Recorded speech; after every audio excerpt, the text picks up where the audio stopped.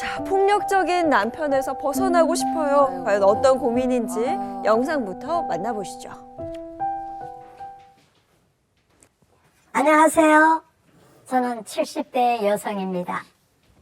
제가 결혼 생활을 한 지가 50년이 넘었거든요. 그런데 50년. 술만 먹으면 남편이 폭력을 써서 언행으로든지 몸으로든지 폭력을 많이 쓰는 편이라서 제가 힘이 들어요. 술만 안 먹으면 괜찮아. 술만 먹다 가면 조정이 심한 거예요. 막 폭력도 하고 뭐 집어 던지기도 하고 언제 뭐 갈수록 더한 것 같은 거예요. 더 하고 내가 무슨 말만 했다 하면 소리를 빡 질러가지고 폭력 쓰려고 그러고 너 가만히 안 놔둔다 그러고 그러고 막 의자 같은 거 집어 던지고 다른 사람들은 남편을 보고 호인이라고 그래요. 제가 나쁘다고 그러지. 집에서 바가지 박박 거린다. 현관문만 들어고 왔다 하면은 그때부터 이제 욕이 나오고 사람 불안하게 만들고 힘들게 하죠. 어떨 때는 오늘은 좀 그냥 있어보자 하는데도 술을 먹고 오잖아요. 그럼 나도 가슴이 두근두근두근 해서 안 돼. 저 어떻게 그러면은 불안해서. 장롱 속에 들어가 있다. 장롱 속에. 어머. 그래서 이제 한참 들어가 있으면 이리저리 찾다가 없잖아요. 없으면은 자기 방에 들어가서 자는 것 같아. 그래서 자는 걸 확인하면은 내가 나와서 이제 뭐 잠을 자고 이런 식의 연속이었었어요. 아 내가 이거 잘못 결혼했구나. 이런 걸 했지만은 애가 있으니까 어떻게 해요? 애가 연년생으로 둘이 됐는데 내가 저 애들을 놔두고 가면은 누가 봐주며 저 애들이 애미가 없이 학교에 가면 얼마나 서름을 받을까 이런 거 생각해 봤어요. 법원까지 갔었어요. 갔는데 근데 그 3개월 유효기간이 있잖아요. 그때 나를 죽일 것 같아요. 그래서 못했어요. 그때부터는 제가 이혼을 포기를 했지요. 해도 안 될 것 같아서. 밖에서는 그렇게 남들한테 잘하고 하면서 왜 나한테만 그럴까? 이런 상태에서 내가 어떻게 사는 게 현명할 것인가? 그냥 이대로 꾹 참고 살아야 될지 그걸 좀 묻고 싶어요. 그러니까 술 안 마신 상태에서는 괜찮다가 술 마시면 짐승보다 못한 사람이 되는 거예요. 아유. 근데 유독 아내한테 그런다는 건데 굉장히 폭력적이 된다는 건데 이거 도대체 왜 이러는 걸까요? 일단 먼저 이 남편 지금 뭐 하는 사람입니까? 지금 보니 아내가 70이 넘었으면 남편도 그 어슷 비슷하거나 더 나이가 많을 수도 있을 텐데 그럼요. 지금 50년 넘는 결혼 생활 동안 지금 뭐 하는 겁니까? 자식들 지금 뭐 하는 거예요? 예, 엄마가 지금 이런 방식으로 폭행을 당하고 있는데 이미 크다못해 늙어간 자식들이 있을 텐데 맞아요. 지금 이 상황이 뭔지 저는 정말 물어보고 싶고요. 근데 이제 분명한 건 뭐냐면 이렇게 나이 들어서도 여전히 술 마시면 폭행을 일삼거나 폭언을 일삼는 사람들이 있습니다. 근데 재밌는 게 집 안과 집 밖이 다른 경우들이 꽤 있죠. 네. 인간은 다 누울 자리를 보고 다리를 뻗습니다. 밖에 나가서는 하지 않던 사람들이 집에만 들어오면은 갑자기 버튼을 하나 딱 풀르는 순간 그때 다른 사람으로 돌변하는 경우들이 많이 있는데 네. 이 사람 역시 술을 마셔서가 아니라 술을 마셔도 집 밖에서 내가 해야 될 행동과 집 안에서 해야 될 행동을 구분할 수 있다는 거예요. 그리고 그 특정인이 보통 정해져 있습니다. 나의 분풀이 대상, 나의 화풀이 대상, 나의 모든 속상함과 내가 가지고 있는 수치심과 이 모든 것들을 한 사람에게 어떤 사람이냐 나를 용서하는 그 사람이죠. 내가 지배할 수 있는 그 사람. 이 사람에게 지배하는 경우들이 많이 있는데 이거는 일종의 제가 볼 때 50년 세월이다. 이건 이미 습관을 넘어서 이건 의도라고 볼 수 있고요. 그리고 지금 뭐 기억을 못해서 술김에 그리고 뭐 용서를 해줘서 이 모든 것들을 다 통과하더라도 이 사람이 지금 이 나이 먹고 이 행동을 한다 나이의 문제가 아니라 이건 굉장히 심각한 가정폭력이라는 거 먼저 말씀드립니다. 지금 사연자분의 남편 같은 경우는 밖에서는 굉장히 호인이에요.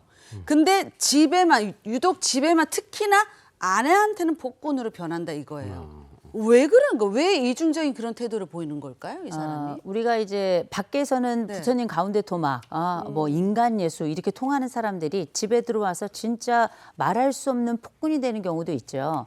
이 사람을 밖에서 호인, 안에서는 폭군 이렇게 부르지만 이거 그냥 다 폭군입니다. 왜냐, 지금 50년 넘는 세월 동안에 술만 마시면 집안에서 이런 폭군이 되었다는 얘기는 술이 이미 이 사람의 일부가 된 거예요. 이 사람이 가지고 있는 삶 속에는 술이라고 하는 것도 하나의 내 인격, 내가 선택할 수 있는 인격이 된 거거든요. 그래서 이건 이 사람 호인이라고 부르면 안 됩니다. 그냥 폭군인 거예요. 이거 분명하게 해야 될 것 같고, 그리고 보세요. 이 사람이 지금 50년 넘는 결혼 생활 하면서 집에만 들어오면 술 마시고 와서 아내에게 폭력을 막 행사했단 말이에요. 이 사람은 자기가 술 마시면 그런다는 걸 몰랐을까요? 알아요. 이건 뭐냐? 조절할 생각이 없는 겁니다. 맞아요. 보통 우리가 다른 사람에게 이런 폭력을 행사해서 예를 들어서 입건이 됐어요. 아니면은 뭐 굉장히 심각하게 뭐 수감이 됐어요. 아니면 굉장히 심각하게 뭔가 보상을 해야 되는 상황이 됐어요. 이거 몇 번 거치면 이 사람 웬만한 사람들은 고치고도 남아요. 외부에서 발생한 이런 일들이 있었다면. 그러나 내부에서 지속적으로 용납되는 조건이 있었을 거고 내가 술을 마셨을 때 꼼짝 못하는 사람이 있다 생각하면 거기서는 내가 언제든 폭군이 되어도 되는 환경 형성이 된 거거든요. 이분은 이중적 태도가 아니고요. 이건 의도입니다. 50년 넘어 술을 마시지 않은 멀쩡한 사람이 술만 마시면 집에 들어가서 폭행을 한다. 이거는 습관을 넘어서서 이건 의도다. 그래서 저는 이런 사람들이야말로 전 가중 처벌해야 된다고 생각합니다. 전에도 한번 말씀드렸지만 욱하는 성격은 없다. 욱할 수 있는 대상이 존재할 뿐. 맞아요. 어디 함부로 욱하겠습니까? 네. 그럼 대상이 만만하니까 욱하는 건데. 이 남편도 보면 밖에서는 괜찮은 사람으로 비치나 봐요. 근데 안에 들어오면 막 이렇다 보니까 어디 이분이 밖에 나가서 얘기하면은 안 믿나 봐요. 당연하지, 호인이니까. 아니 대기 바가지를 그렇게 긁으니까 그렇죠. 욱해서 맞아. 그랬겠지 이런 식인가 봐요. 맞아. 그게 정말 답답할 것 같거든요. 그러니까 더 나쁜 사람인 거예요. 왜냐하면 심지어 이 폭행을 당하는 여인에게 사람들이 이럴 거라고요. 이 사람이 오죽했으면 당신을 때렸겠느냐. 그래, 맞아. 이렇게까지 이야기하는 사람들이 있거든요. 그러나 모든 이유 불문하고 폭력은 무조건 안 되는 겁니다. 그런데다가 바깥 사람들이 볼 때는 다수의 사람들이 볼 때 이 사람이 괜찮은 사람이에요. 그런데 단 한 명만 이 사람이 괜찮지 않다고 말하는 거예요. 왜냐하면 여기서 피해자는 단 한 명밖에 없거든요. 맞아요. 그래서 우리가 다수의 사람들, 곧 피해와 가해의 관계에 얽혀있지 않은 사람들이 가해와 피해의 관계에 얽혀있는 사람들의 이야기하고 동일한 선상에 놓고 이 사건을 볼 수는 없다. 라는 게 제 기본적인 출발점이어야 된다고 보고요. 또 한 가지는 이 아내가 지금 결혼으로부터 시작해서 지금 우리가 화면에서 그냥 얼굴만 봐도 굉장히 약해요. 몸도 작고요. 그리고 말랐고요. 그리고 나이가 있어 벌써 70대가 넘었어요. 70 넘어 내가 맞는다고 생각을 해보세요. 70 넘어 내가 내 남편 가장 오랫동안 알고 나를 앞으로도 함께 돌보며 상호 지탱해줘야 될 이 사람에게 내가 지속적으로 맞는다고 생각해 보세요. 근데 내가 노력을 했어요. 그래서 이혼도 해보려고 그랬어. 그런데 이 이혼을 해보려고 했던 그 사건마저도 나에게는 또 하나의 두려움이 됐단 말이에요. 이런 상황이 됐을 때 이 사람이 했던 그 모든 노력들은 뭐냐? 이제 무효화가 된 겁니다. 누구도 나를 도와줄 수 없을 뿐만 아니라 내가 마지막이라고 생각했던 그 법적인 선택마저도 나에게는 또 한 번의 공포로 다가와서 이 아내가 두 번째 선택을 하기 굉장히 어려운 상황이 된 거예요. 그럼 이분은 어떠냐? 외부적으로는 멀쩡한 남편을 폭군으로 만드는 거짓말장이가 된 거고요. 두 번째로 이 남편에게는 자신이 도무지 용서할 수 없는 나를 법정에 세워서 나쁜 사람으로 만들어 결국은 이혼을 요청하려고 했던 이런 악당이 돼버린 겁니다. 이 가운데 빠져있는 사람들이 지금 자식들이에요. 정말 자식들이 어떤 상황인지 제가 알 수는 없습니다만 분명한 건 일단 이 아내에게 있어서는 지금 완전히 사면초가 상황이다. 네. 그리고 이런 상황이 반복될 때 우리가 흔히 학습된 무기력이라는 말을 하죠. 더 이상 도망갈 곳이 없고 이제부터는 어떤 폭력에 노출되어도 나는 누군가 구원해 줄 사람이 없고 탈출할 수 없기 때문에 그냥 자기 자신을 폭력에 놔버리는 그냥 노출해서 그냥 아무런 대응도 하지 않는 이런 상황이 되어버릴 수 있기 때문에 저는 이 상황은 지금 당장 해결해야 된다고 생각합니다. 네. 아니 제가 사연 들으면서 가장 안타까웠던 게 바로 그 부분이에요. 노력을 안 하신 건 아니에요. 이혼을 하고 싶었는데. 맞아요. 그 3개월의 기간 동안 남편이 나를 죽일 것 같아서 그러니까 해코지 당할까 봐 포기하셨다는 말이죠. 근데 이렇게 마음을 먹는 것까지도 이렇게나 어려운 일인가 봐요. 두렵고. 이게 제가 폭행을 당해본 적은 없어요. 네. 그러나 생각해 보세요. 제가 만났던 수많은 내담자들 중에는 가정폭력으로 남성도 오고 여성도 옵니다. 그런데 상당수가 여성인 경우가 많아요. 그런데 이들이 당했던 린치가 일회성이라도 우리에게는 평생 이런 걸 우리가 이제 트라우마라고 얘기한다면 네. 트라우마는 크게 두 가지가 있습니다. 하나 스몰 트라우마라는 게 있고 작은 트라우마라는 게 있고 또 빅 트라우마, 큰 트라우마라는 게 있어요. 스몰 트라우마라는 건 일상에서 우리가 작고 크게 받는 작고 큰 이런 자그마한 상처들에 관련된 이야기라면 빅 트라우마라는 건 큰 사건, 대형 사고가 발생했다든지 아니면 우리가 갑자기 외부에 다니다가 뭐 린치를 당했다든지 예상치 못한 지진이 났다든지 이 교통사고가 났다든지 이런 것들은 다 빅 트라우마에 해당이 되는데 가정폭력은 스몰 트라우마일까요? 빅 트라우마일까요? 빅 트라우마. 빅 트라우마죠. 네. 그러나 때리는 사람에겐 스몰 트라우마예요. 그럴 수 이게 굉장히 다른 겁니다. 그래서 맞은 사람들이 이 오랫동안 가지고 있는 이 고통의 상태 그리고 이 어려움의 상황에 대해서 그냥 도움 없이 자기의 삶이 노출된 이런 상황이 되면 이 사람이 가지고 있는 이 고통은 이것보다 힘든 게 뭐냐 무기력이에요. 맞아요. 어떤 것도 할 수 없다는. 그래서 내가 심지어 이혼까지 고려해 봤더니 그때 아마 자세히 말씀은 안 하시지만 그때 살해에 대한 아마 협박 같들도 있었던 게 아닌가 이런 판단이 되는데요. 이럴 때 평생 맞았던 사람이 한번 마지막으로 용기를 내겠다 했는데 그것마저 물거품이 됐을 때 이 사람은 더 이상 어찌할 도리가 없는 마치 식물과 같은 이런 상황이 되는 거거든요. 그래서 지금 사실 이런 이혼을 향한 뭐 망설임 이거 없었어요. 노력했습니다. 근데 안 된 거예요. 근데 지금 가장 이 상황에서 문제는 뭐냐면 조력자가 없다는 겁니다. 내가 이혼을 결정하고 선택을 하고 이 과정에 사실은 폭력이 있었으면 이미 벌써 분리가 있어야 되는 거예요. 그렇죠. 그리고 이 과정에서 경찰도 불러야 되는 거고요. 증거 채집도 있어야 되는 건데 이런 모든 것들이 지금 어떤 식으로 진행이 되는지 저는 전혀 모르겠어요. 왜냐 말씀을 아직 안 하셨으니까. 그러나 분명한 건 이런 모든 상황에 조력자가 한 명도 없었다. 나 혼자만의 이 평생 50년 넘는 투쟁의 상황이었다. 저는 이 상황이 혼자 이혼을 해야 되겠다 결정을 내리는 것도 정말 어마어마한 일이었을 거라고 생각합니다. 네. 사연자분 이 말씀을 들어보면 남편 밖에서 너무나도 좋은 사람이고 호인인데 집에만 오면 나한테만 왜 유독 폭언을 쓰고 폭행을 할까? 내가 뭘 많이 잘못했나? 근데 당신이 잘못했다고 지금 자책을 하고 있거든요.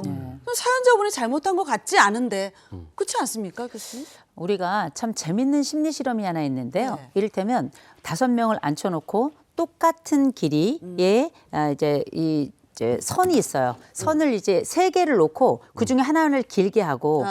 2개는 똑같이 했어요. 그랬더니 다른 사람들 4사람이 뭐라 그러냐? 다 똑같은 길이라고 얘기를 해요.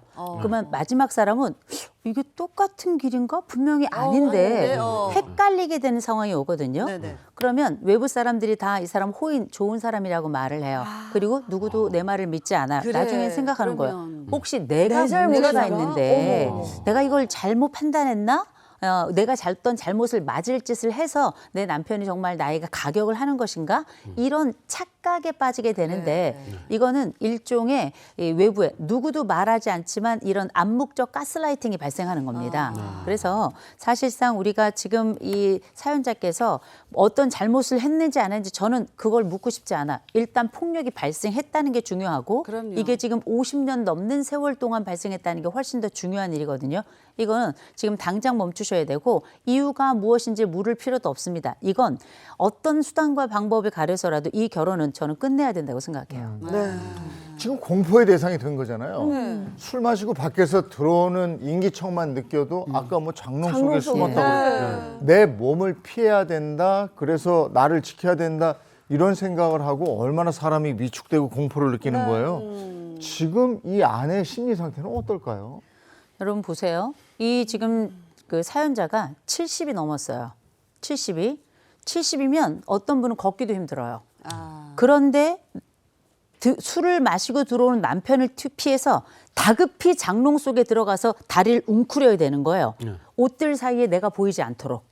남편이 그 장롱을 보아도 내가 들키지 않도록 모든 곳을 다 동원해서 몸을 작게 말아서 그 장롱 속에 들어가 있을 거예요. 이게 무슨 일입니까? 새장 속의 새도 이거보다는 넓어요. 이런 상황을 산다는 건 뭐냐면 그 사이에 이미 이 내담자는 내가 가지고 있는 공포라고 하는 감옥 속에 이미 오랫동안 갇혀 있었던 겁니다.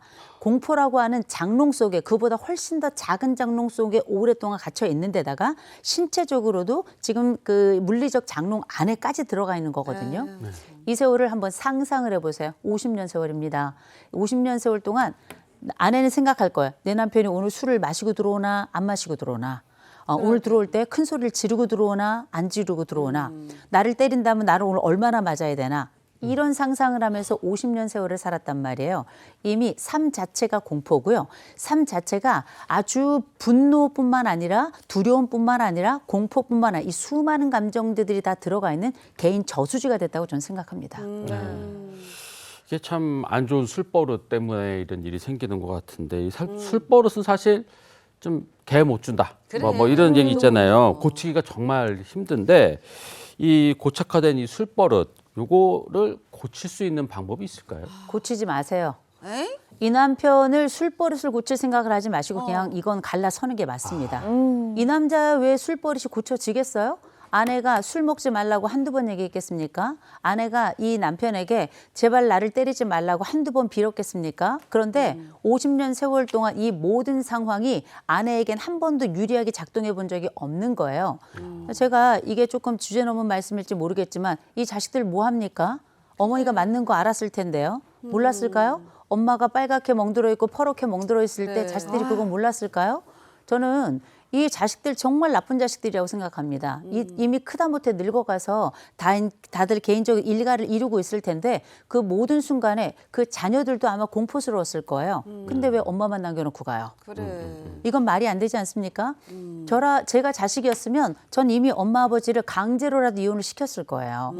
지금 이 모든 상황에 본인들은 자유로워졌을 줄 모르겠고 또 본인들이 볼 땐 아버지가 밖에서 호인이니까 엄마가 우리가 알지 못하는 어떤 잘못을 했을 수도 있겠지라고 생각을 한다 하더라도 폭력은 폭력인 겁니다. 그럼요. 아버지는 폭군인 거고요. 이런 부분에 있어서 자녀들이 이렇게 무심하다 싶을 정도로 저는 이미 이런 상태는 자녀들과 아버지가 좀 공범이라 생각합니다. 도와야 되는데 당연히 도움이 필요한 순간에 돕지 않는 노인을 대상으로 만약 생각해 본다. 아동을 대상으로 생각해 본다. 도와야 될 순간에 돕지 않는다. 이걸 우리가 방임이라고 부릅니다. 스스로 약을 먹어야 되는 시간에 약을 못 먹는 사람이 약을 안 먹고 있다. 그냥 둔다. 이거 방임이라고 불러요.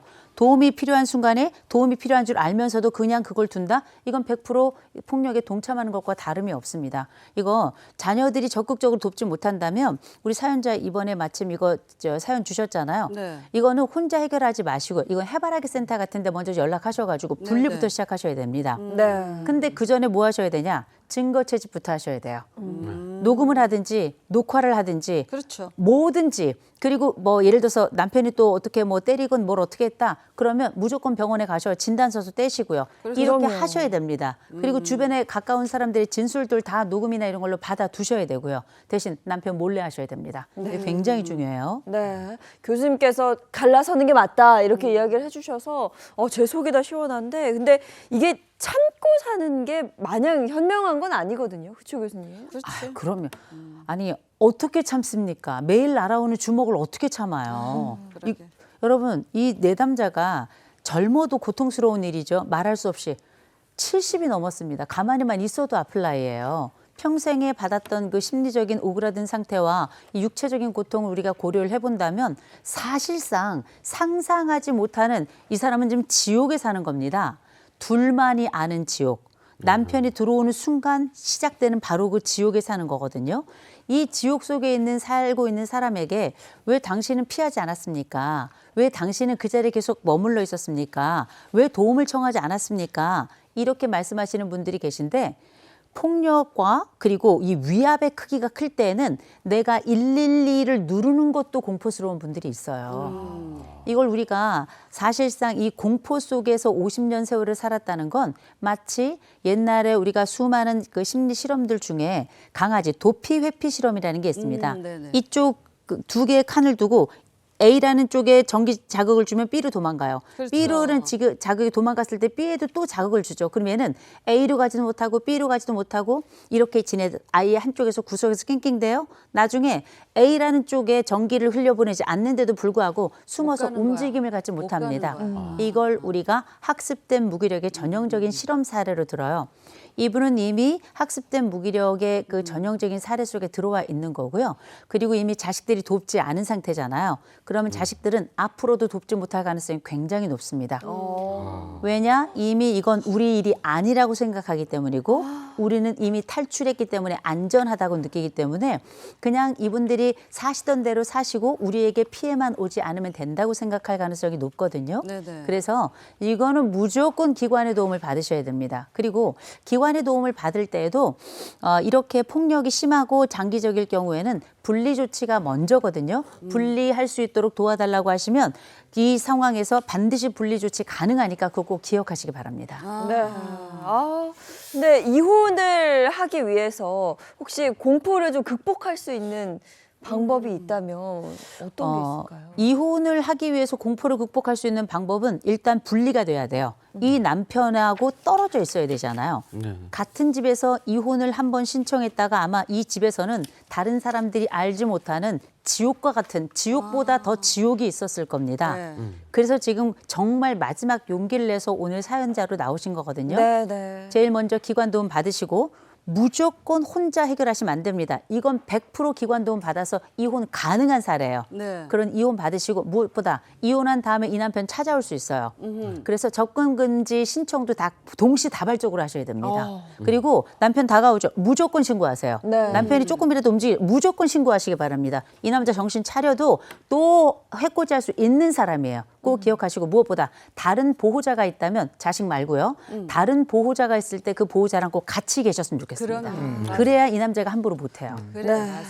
이 댁은 폭력이 만성화된 집인데 왜 결혼하고 보니 이 남편이 안 그러다가 폭력을 행사했어. 이 초기에 바로 그냥 아주 냉정하게 해야 되는 거죠. 그럼요. 네. 그거는 100%입니다. 첫 번째 폭력이 발생했을 때 이 초기 처벌이라는 게 제일 중요한 거예요. 쉽게 용서한다 이런 걸 값싼 용서라고 부르는 겁니다. 다시금 폭력을 유발할 수 있는 상황을 또 구축하는 거기 때문에 첫 번째 폭력이 발생했다 이건 무조건 신고부터 들어가셔야 돼요. 알겠습니다. 신고하세요. 네. 네.